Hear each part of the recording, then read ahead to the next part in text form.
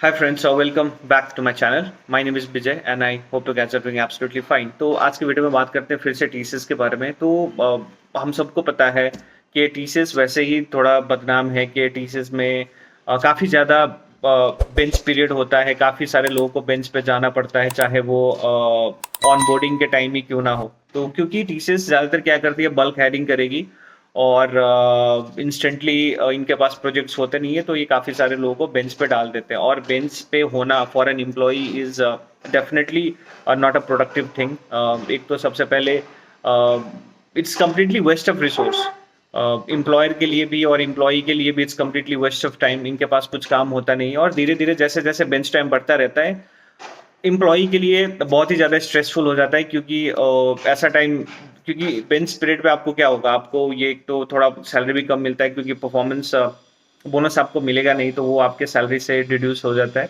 और फिर धीरे धीरे जैसे जैसे टाइम बढ़ता रहता है तो आपको ये प्रेशर होगा कि यार कितना टाइम आप बेंच पे रह सकते हो, राइट। तो आपको कुछ भी, जो भी आरएमजी आपको प्रोजेक्ट एलोकेट करेगा तो आप हाँ बोल दोगे क्योंकि आपको फाइनली अपना जॉब सेव करना है।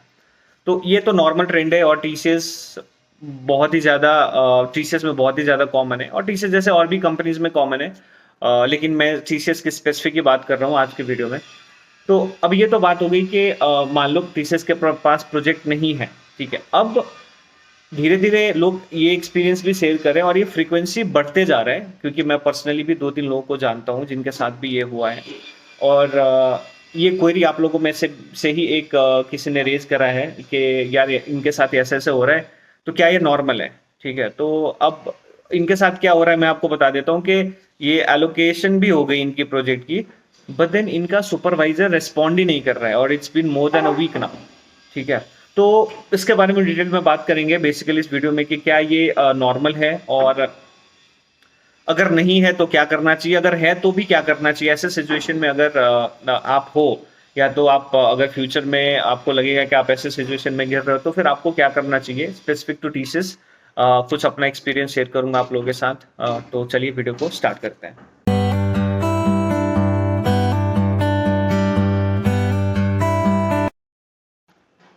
तो अब बात कर लेते हैं वो एग्जैक्ट सिचुएशन क्या है। तो आपके स्क्रीन पे भी आ जाएगा। तो एक एम्प्लॉय है टीसीएस के and he is into this situation.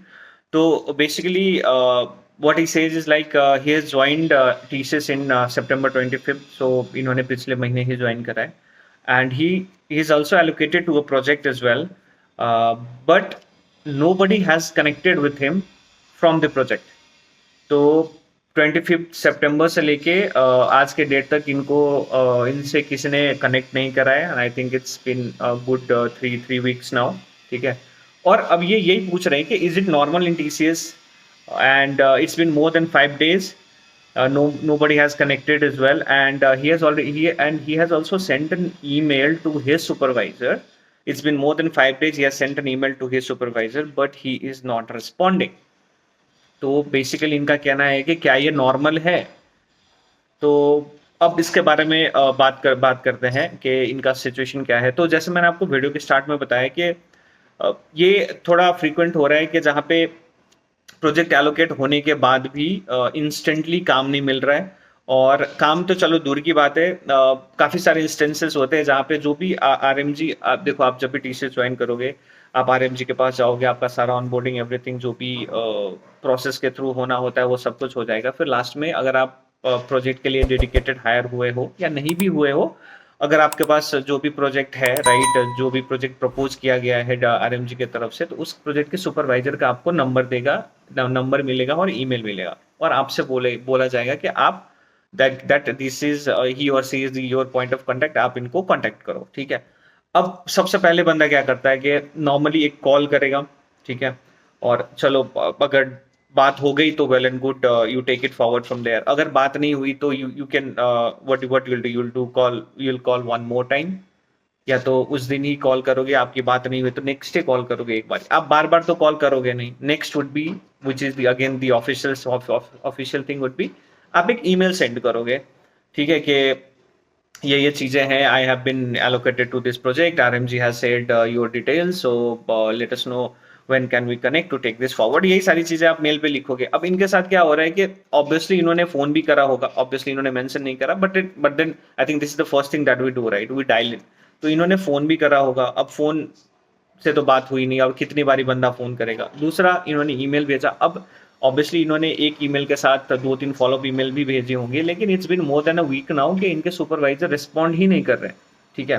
तो अब बात तो मैं बता देता हूँ कि देखो ये नॉर्मल तो नहीं है, लेकिन इसका फ्रीक्वेंसी बढ़ रहा है आजकल टीसीएस में, और काफी सारे लोगों के साथ ऐसा हो रहा है। But then again it completely depends upon your supervisor, इसमें मैं टीसीएस को ब्लेम नहीं करूंगा। ये पर्सन टू पर्सन डिपेंड करता है, जैसे हर एक कंपनी में good manager, bad manager, average manager होता है, राइट। सिमिलरली टीसीएस में भी है, it depends upon your supervisor कैसा है। तो अगर आपका सुपरवाइजर पिक नहीं कर रहा है तो first thing it is very unprofessional.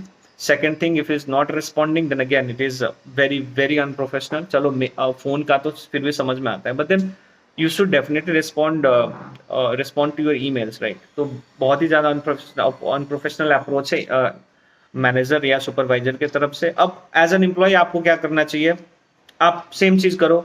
Phone I don't think you should call again. WhatsApp can be a medium, but then एक दो मैसेज ड्रॉप करके छोड़ दो। You can not bother him again and again on calls and on messages. Email is the best and the safest thing, जो recommended भी होता है। आपने ईमेल भेजी है, एक एवरी अल्टरनेट डे एक फॉलोअप करो, और फिर फर्स्ट थिंग इज आप आरएमजी के पास जाओ, आरएमजी को बोलो कि यार ये हो रहा है, बिल्कुल भी रिस्पॉन्ड नहीं कर रहे हैं। तो मतलब make RMG aware of the situation. ऐसे ना लगे आरएमजी को कि आपने ट्राई नहीं करा और आप you are buying some time, कि आप थोड़ा चिल करना चाह रहे हो, काम पे नहीं जाना चाह रहे हो, right. You don't want to move forward, थोड़ा सा आपको स्पेस, मतलब जो टाइम मिल रहा है वो आप एंजॉय करना चाह रहे हो, ऐसा ना लगे। Instantly go update your RMG mails. उसमें आप एक काम और कर सकते हो, जो आपने मेल भेजी है ना, अगर आपने आरएमजी को लूप इन नहीं करा तो बेस्ट थिंग वुड भी आप आरएमजी को भी लूप इन कर लो, ताकि आरएमजी को भी विजिबिलिटी हो के क्या चल रहा है, ठीक है। ये हो गया पहला चीज। दूसरा चीज most important is time sheet.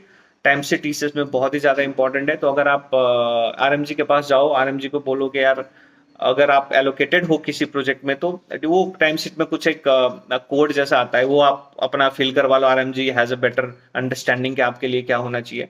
Time sheet का टेक केयर करो, दैट इज वेरी इंपॉर्टेंट। तो यही सारी चीजें हैं। पहला, आप make RMG aware what is going on. Second, time sheet. And third, yes, do what is required on your end. आपको फॉलोअप करना है, doesn't take much time, don't take stress. Follow up करो मेल पे, आरएमजी को loop in रहने दो, follow it up. I am sure supervisor सामने से ही will reach out to you. अब और जैसे मैंने आपको बताया कि फ्रीक्वेंसी इन सारी चीज़ों का बढ़ते जा रहा है, तो मेरे एंड पे तो मैं ये बोल सकता हूँ कि यार आप मैनेजर हो, सुपरवाइजर हो, एक पोजीशन पे पहुंच चुके हो, देन ऐसे थिंक करो कि आपने भी कभी कंपनी ज्वाइन करी होगी, राइट, एज अ फ्रेशर, या तो आपने स्विच करा होगा। तो गेट दैट फीलिंग के कैसा लगता है। इट्स कंप्लीटली अनसर्टेनिटी होता है ना, कि आप एक कंफर्टेबल जोन से जाके दूसरे कंपनी में जा रहे हो, एंड चीजें थोड़ी अनस्टेबल, थोड़ी अनकंफर्टेबल होती है, और लोगों को थोड़ा सा टाइम लगता है, 2 महीने 6 महीने, to settle down with work, to settle down with colleagues. तो यस, अगर ऐसी ऐसी चीज़ों को डेफिनेटली स्किप करना चाहिए, और ऐसी चीज़ों को रिपीट नहीं होना चाहिए, मैं तो ये बोलूँगा। और हाँ, regarding query, yes, don't get panic. ऐसे नहीं है कि आप कुछ नहीं कर सकते, ऐसा नहीं है कि आपके हाथ बंधे हुए, राइट, ऐसा कुछ नहीं है।